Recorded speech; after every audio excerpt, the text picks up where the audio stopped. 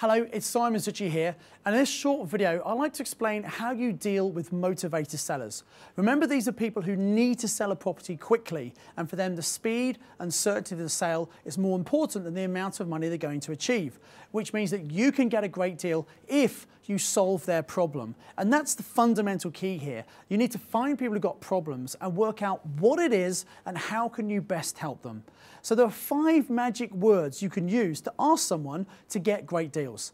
And they're very simply, how can I help you? How can I help you?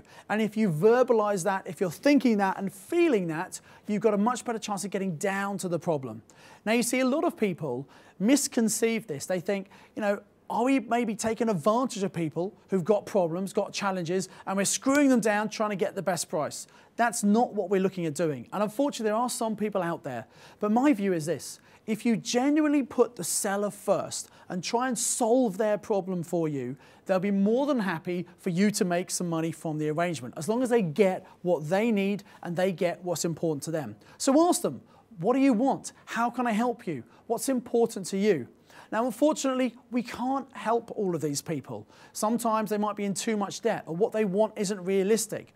And so when we speak to sellers, we need to make sure that it works for them and it works for us. It's got to be an ethical win-win for both parties. Otherwise, there's no point doing the deal.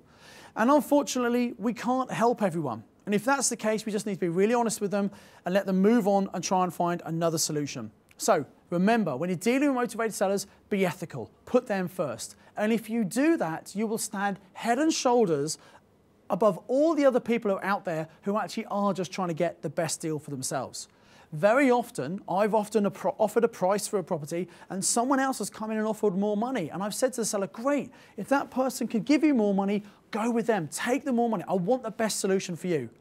Now, sometimes they go with the person who's offering more money, and you know what? Sometimes it doesn't work, it falls over. Who are they going to come back to? Yes, they're going to come back to you because they liked you, because you're ethical, because you're trying to help them.